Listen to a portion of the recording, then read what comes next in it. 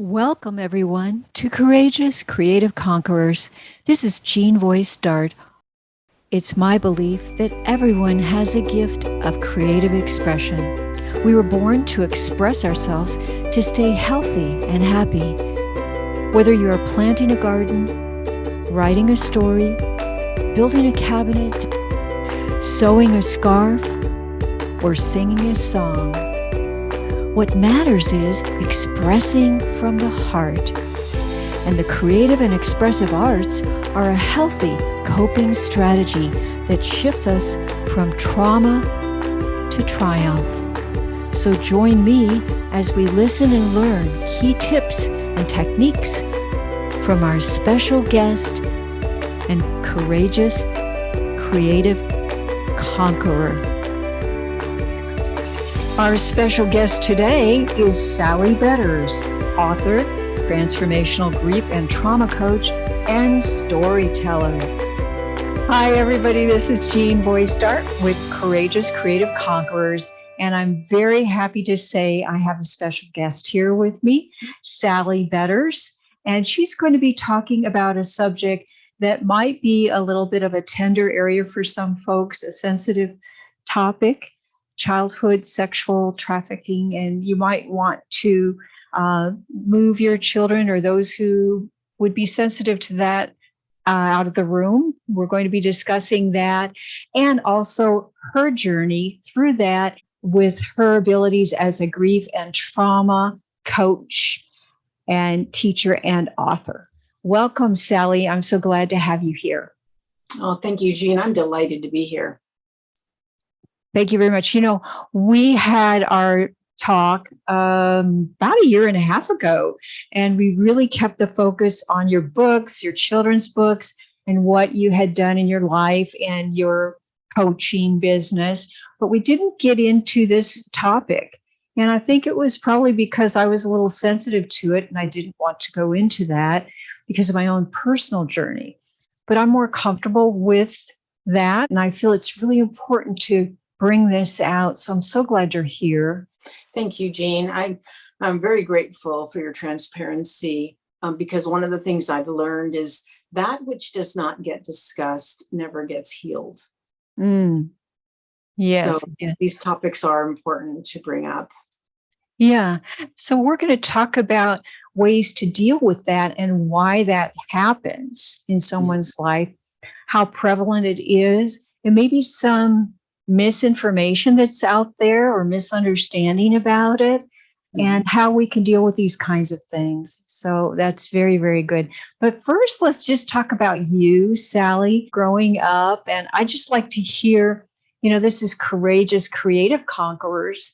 And so tell me a little bit about Sally growing up and how you were creative. Oh, well, I grew up in a wonderful, close-knit family. My grandmother was very creative. She always crocheted and made gifts and embroidered aprons. And also my mother was very creative in the kitchen, an excellent cook. And most of my aunts and grandmothers made their own gifts. And so I joined in, and I used to make pillows as a young girl and did a little bit of knitting and loved working with clay and just ways to express myself.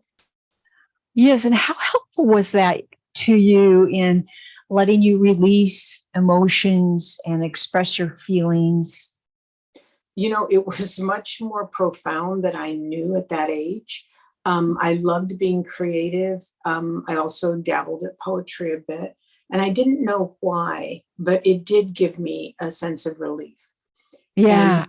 And there was a healing aspect to it. Yes, I totally agree. And sometimes, as you say, we don't realize the power of it until we're older, and we need that. We fall back on it, and we can always welcome the arts back into our lives and use that as a really effective healing tool and coping strategy. It's just very powerful. So thank you for that. So let's take a look at some photos of you and just briefly go over your life journey a little bit. And we're going to start with this photo here. Can you tell us a little bit about this, Sally?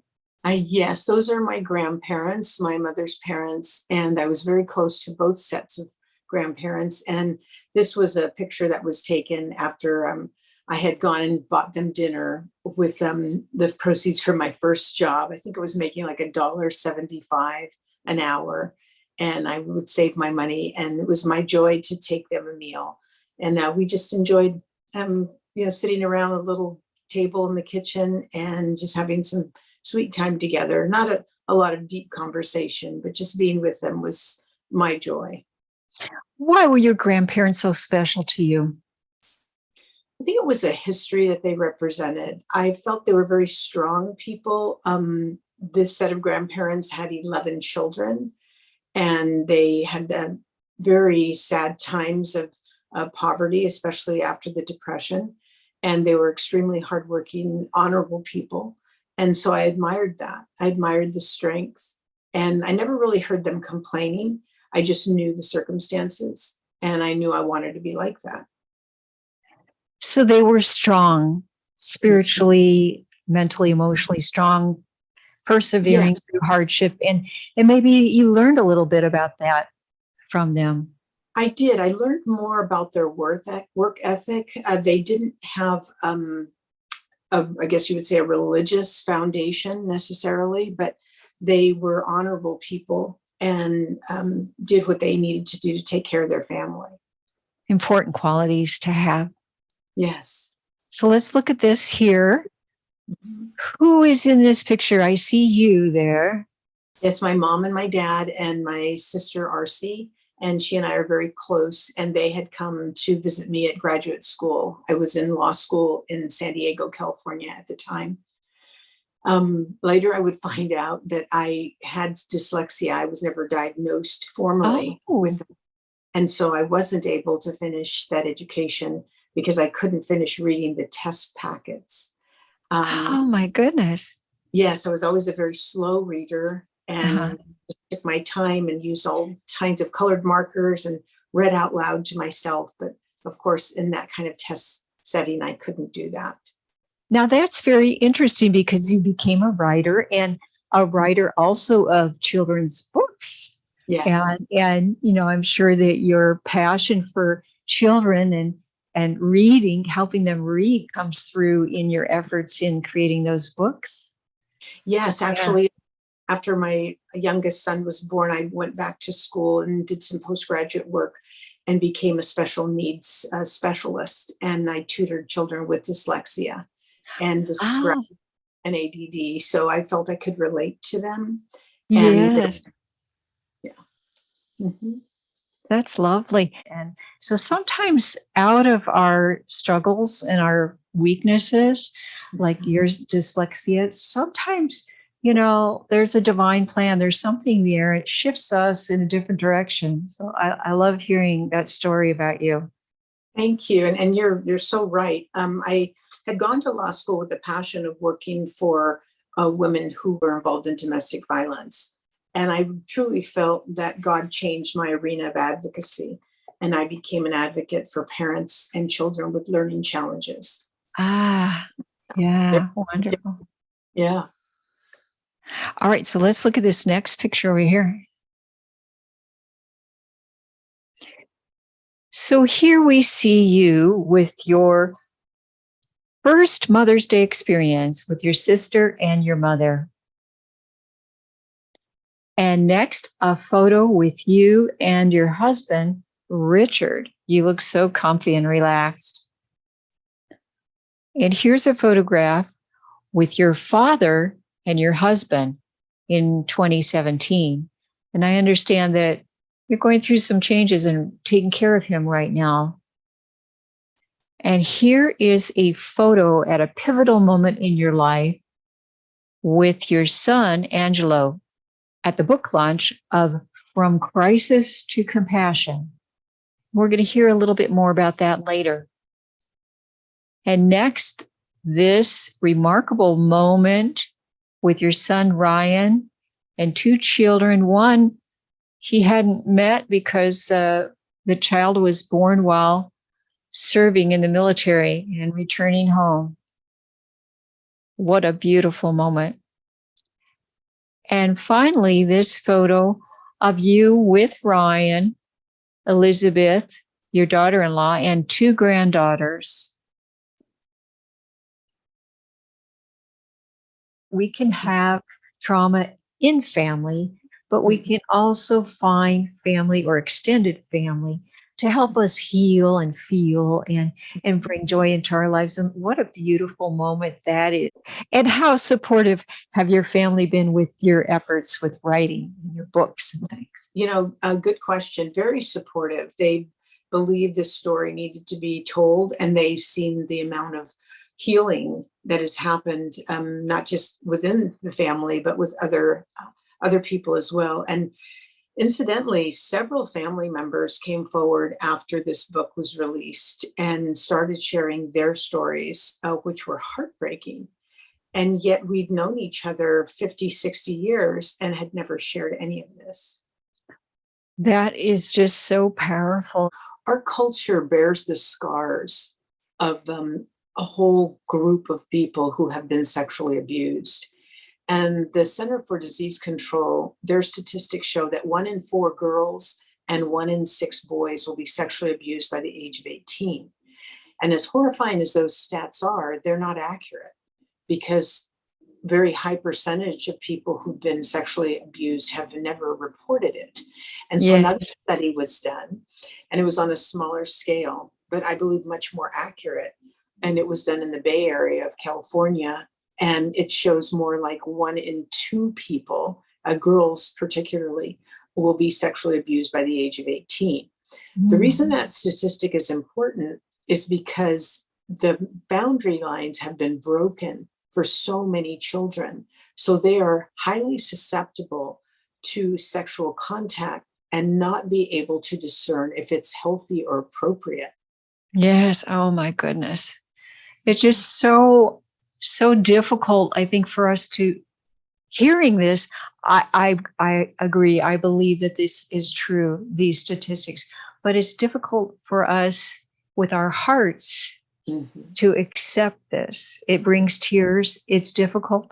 And I think that's why it's kind of been pushed to the side, and why we continue to make this prevalent in our country and in our world, that it's difficult to take steps to stop this. We put blinders on. You know? Yeah, great point, Jean. And I analogize it to the Holocaust, where over 60 million Jews were killed and annihilated. And during that time, I remember asking my parents and grandparents what they did. And many of them said they didn't want to watch the news. They didn't want to hear about it. It was too horrifying. And they couldn't process it. It was almost like something was happening on the other side of the world that they couldn't control. This is happening in our backyard, and we can control it. We can do our.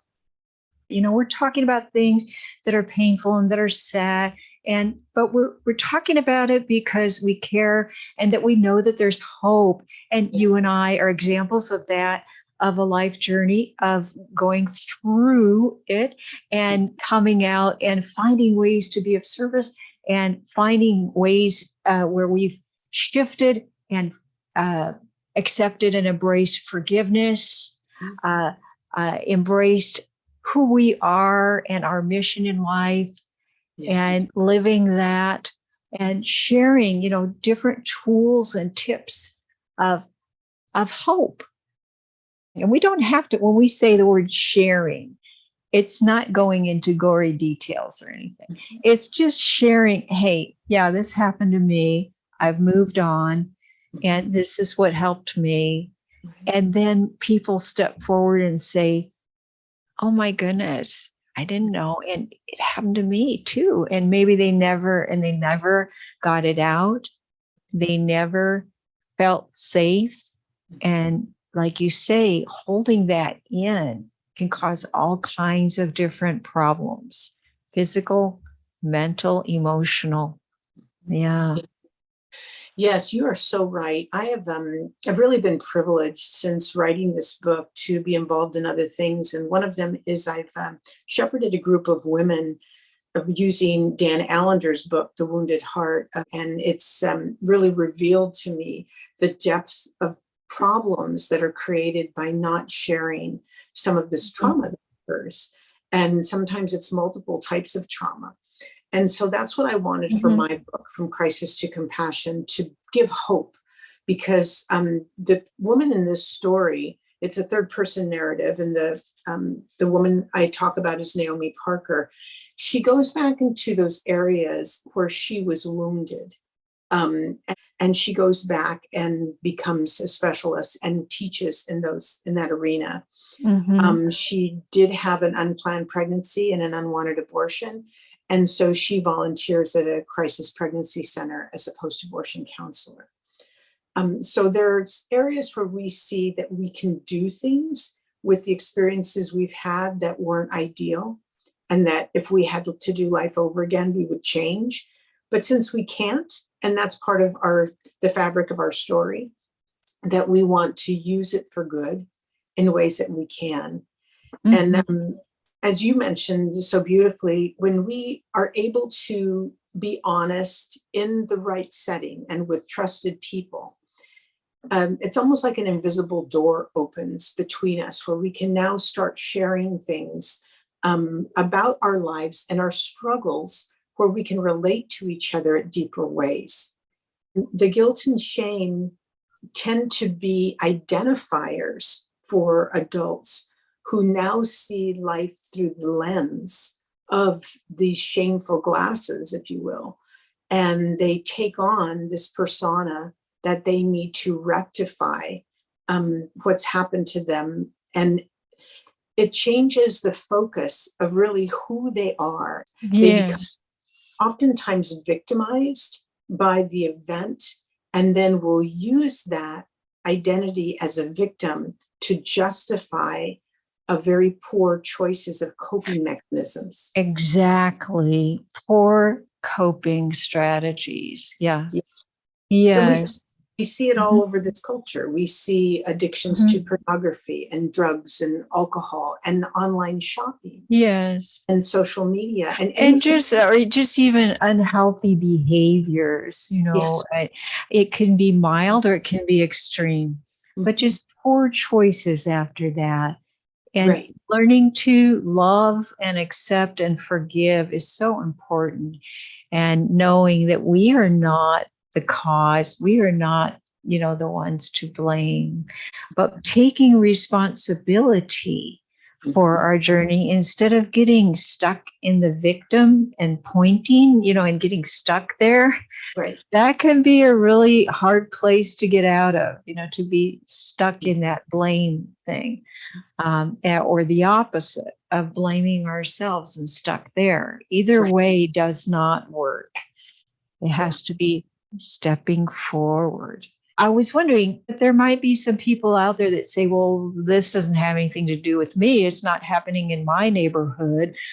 Yeah, thank you for asking. As most of your listeners may or may not know, all the proceeds of everything I do, whether it's speaking, life coaching, or writing these 14 books, go to a wonderful organization that is fighting child sex trafficking in 5 countries.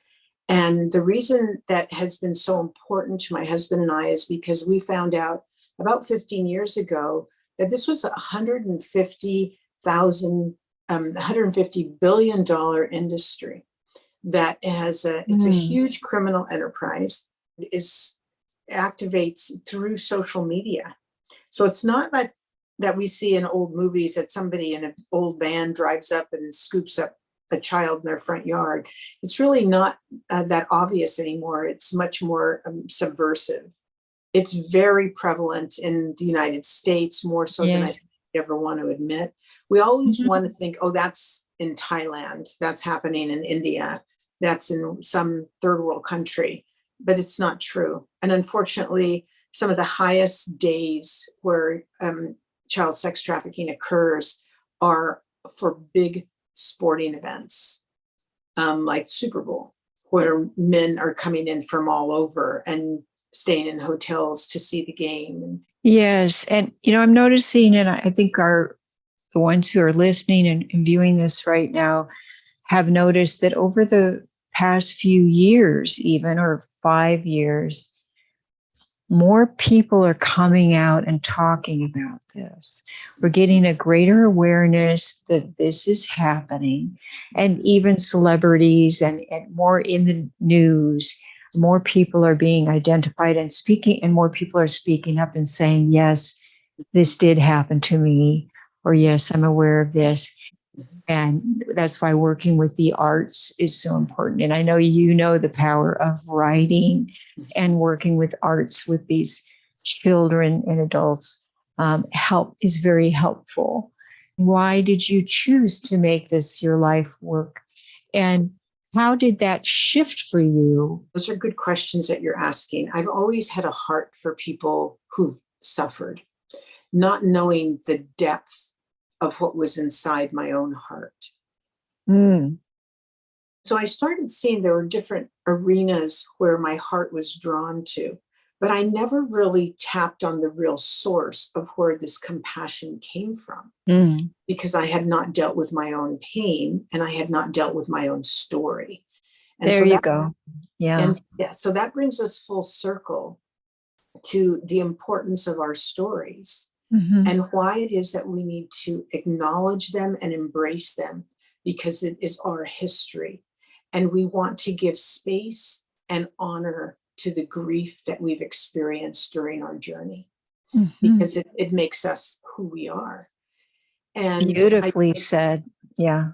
Thank you. I don't feel like I would be a person of compassion if I continued to stuff down my own pain. And so I did want to write the story of a young girl who had experienced trauma, but I also wanted to touch on the other end of the spectrum, and that was children's literature. Because I remember I didn't have a lot of books when I was a child that dealt with young girls who were encouraged in a family setting and could do things that their heart drew them to. And so that was one of the reasons why I wrote the 9-book series I wrote of Sarah's Amazing Animal Adventures. And it's on Amazon, and it does have a coloring and activity book to go with it.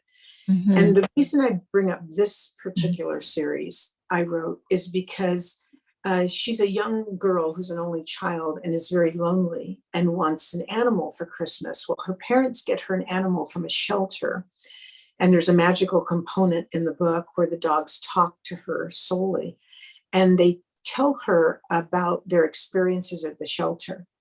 So she starts seeing life that parallels foster care and child sex trafficking through the life of these dogs, but it's never mentioned. It's just journeys. So an adult would pick up on the tragedy of these dogs, where a child would just see the compassion that Sarah has for her animals. So there's kind of 2 levels of these stories that have been written, but they do deal with grief within a family of her loss of her grandfather and then the loss of one of the dogs. So, your stories are about allowing children the freedom to feel and express, and seeing some tragedy or some challenges with the animals and their experiences, and hopefully in reading that they're being allowed to speak up and share feelings. Yes, and that's such a good point you raised, because at the end of all of my books for the children, there are questions for parents to engage their child. And I've had parents come up to me and say, this was really cool on a couple of levels. 1, I wouldn't have asked my child the questions that you're asking. And 2, it didn't have to come from me, the parent. It came from the author. So it was like a third party was asking the question, and it took away the tension between the parent and the child. We have so much in common. I did the same thing, writing a series of bully busting adventures, and the latest, Friends Have Feelings. You go through, and the pig meets the different animals, and one of them is mad and one of them is sad. And so both you and I have that passion and compassion for helping children feel good about sharing feelings. And as you say, you're not writing about sex trafficking in the book. It's just a book about Yeah. feelings and family and animals and things. And I think that's so important. So thank you so much. And you're just remarkable with all these books you've written. And it's just such a blessing for so many. Oh, So yeah. So one of the things that I'm just so excited about is you're going to be in this book, my book that's coming out, Courageous Creative Conquerors. And this book is a collaboration of 48 artists and writers. And many of them have experienced trauma. Of course, we all have experienced trauma of some kind or another, in our lives, loss of job, death of a loved one, some different things. And some have experienced more critical traumas, some of the ones that Sally's been talking about today. Um, but this book is coming out soon, and Sally is one of the 48 contributors. So I want to show her page and invite her to read her writing, which is about stories. And she's told you so much about why stories are important to her. Could you read this to us, Sally? That would be lovely to hear you. sure. It's about stories. Stories are powerful. They offer deep revelation and insight. Stories stir our souls, and they help us to live out truth. If we are willing, they can open our eyes and unplug our ears by removing the blinders with which we've grown comfortable. Stories can move us to take action, feel grief and compassion for others, fill us with hope and understanding, and show us how to live deeper lives of appreciation for those around us. Beautiful. Yes, I love this. And I'm so glad that you are in the book and that you wrote about stories, because so often people that have been through trauma, whatever type of trauma it is, could be physical challenges that suddenly you're in a wheelchair, you're not able to do what you used to do. Mhm. Any kind of trauma that we have, journaling, writing, or just talking and sharing our stories can be just a powerful and positive and healthy coping strategy. Absolutely. We each have a rich history that we bring to the table. And in sharing our stories, we're able to interweave our lives with others. And that vulnerability opens the door to true connection, where people want to engage us because they can relate. Sometimes when we have these experiences, we have a little trouble with that connection with God and forgiveness and moving through and healing with that. So, could you share a little bit about that for our viewers? Yes, I'd be glad to. It has been a process. It has not been an easy process. And it wasn't until, for me, this sixth decade of my life, that things started coming together in a way where I was no longer afraid. I was no longer afraid of disappointing others, because I realized through my faith that I really only serve an audience of one, and that's my Lord and Savior. And so I don't worry anymore about what other people are going to think. We can bring what we have to the table. And I Yeah. hope it encourages someone, because we all have been given gifts by our Creator, whether it's writing or singing or drawing or whatever it is, that we can bring joy to this world. And if we use it in a way that helps somebody else, then all the better. So for me, it's been a journey. The forgiveness part was tough, but Yeah. I realized that the forgiveness was much more for my growth than it was for anybody else. And it didn't mean I was letting anybody off the hook. It just meant I needed to let go of the things that were restraining me. Yes. And forgiving yourself. Did that Yeah, come into play? Yeah. definitely. Mhm. Many of my decisions, I felt really put me in a whole different arena and set me back. And yet I didn't know how to change that because I was on a track Yes. of doing the same thing and looking to the world for satisfaction. And it always left me wanting. So when Oh, that's really powerful what you just said. So because we something happened and we feel less than and we Mhm. feel unworthy. And Right. then we start getting on this track, this road of making poor decisions. Right. And it happens again Yes. and again and again. So for me, it would be to pray, to listen, and to move in the areas of my heart of what I feel would be the most compassionate thing to do in that moment. Mm-hmm. Yeah, listen to the heart. Listen to what we love. Listen to that gentle nudging from spirit telling us what to do. Right. Take time to be silent. Listen. So before we stop, I want to invite you to share your website and how people can find out more and contact you if they'd like to do so. Thank you so much. Yes, it's sallybetters.com/coach. And on the website, you'll see the books I've written.